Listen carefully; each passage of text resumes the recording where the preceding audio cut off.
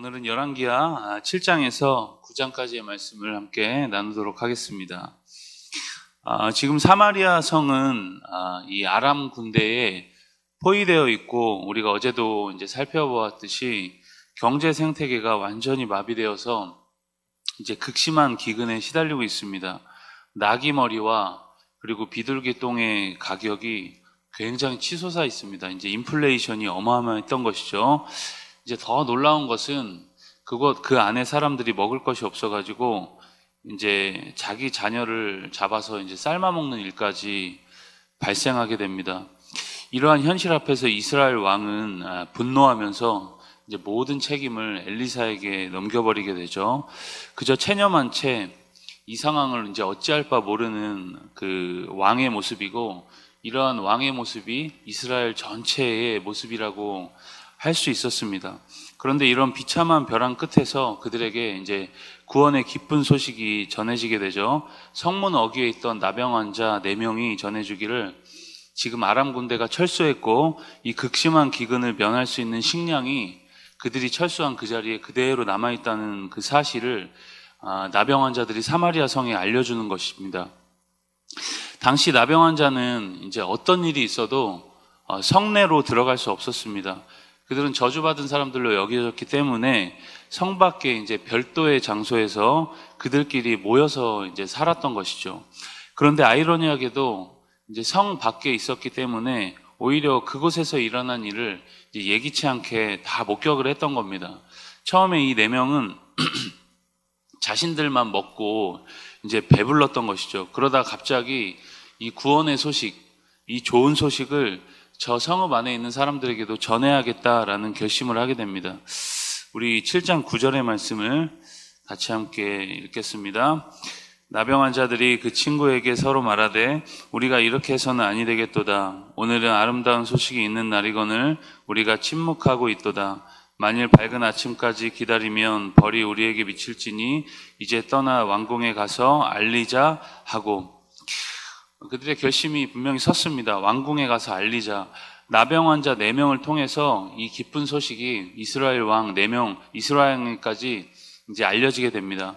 하나님이 아람 군대의 큰 병거 소리와 군대 소리를 이제 들려주시면서 그들을 이제 패닉에 빠지게 하죠. 공포에 빠지게 합니다.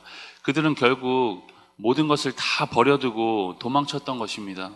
1절에 보면 사마리아가 회복되고 다시 물가가 안정될 것이라는 엘리사의 예언이 그대로 이제 성취되고 있는 모습을 우리가 7장에서 볼 수 있습니다.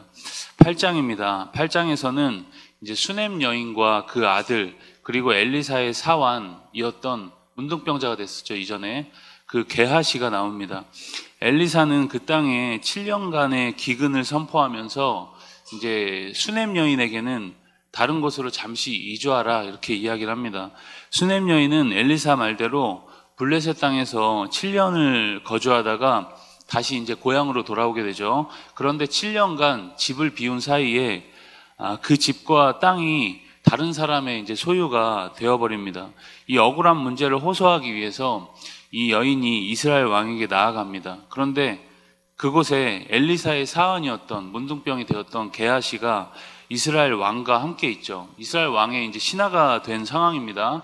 그 사이에 무슨 일이 있었는지 우리가 이제 또 나중에 살펴보겠지만, 왕은 게하시를 통해서 죽은 수넴 여인의 아들이 엘리사를 통해 다시 살아났다라는 이야기를 듣게 됩니다. 그러던 찰나에 그 이야기의 주인공인 수넴 여인과 그 아들이 자신들의 사정을 이제 왕에게 호소하러 왔던 것이죠.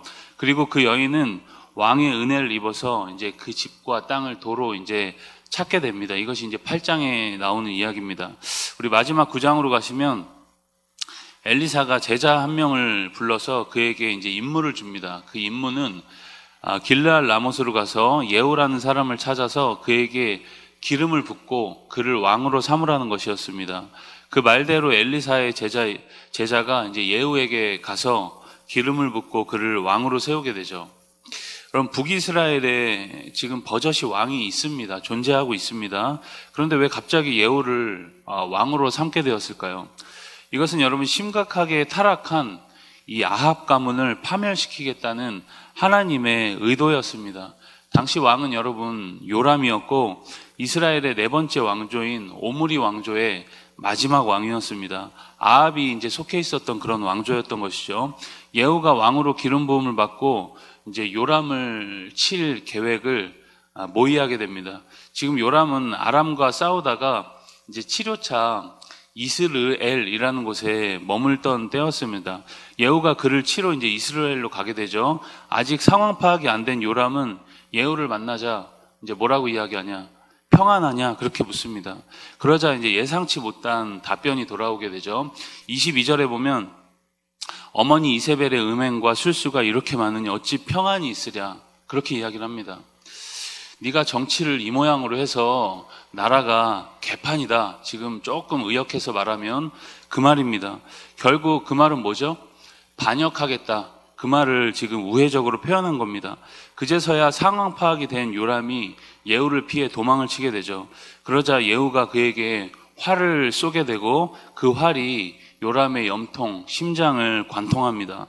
결국 요람 왕은 죽고 그의 왕조가 이제 마무리가 되죠. 예후는 그 시체를 가져다가 나봇의 밭에 던지라고 합니다. 아합과 이세벨이 이제 불법 강제로 빼앗은 땅이죠.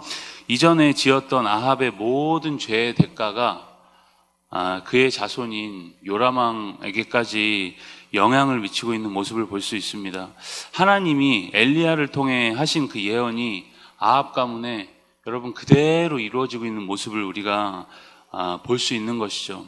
여러분 좋은 것이든 나쁜 것이든 하나님이 말씀하시는 것은 그대로 이루어집니다. 오늘 우리가 이러한 말씀들을 기억하면서 두렵고 떨림 가운데 오늘도 주의 뜻을 이루어가는 주의 자녀들이 다 될 수 있길 주님의 이름으로 축복합니다. 우리 열왕기하 7장에서 9장까지의 말씀을 경청합니다. 주의 말씀은 내 발의 등이요 내 길의 빛이니이다. 아멘.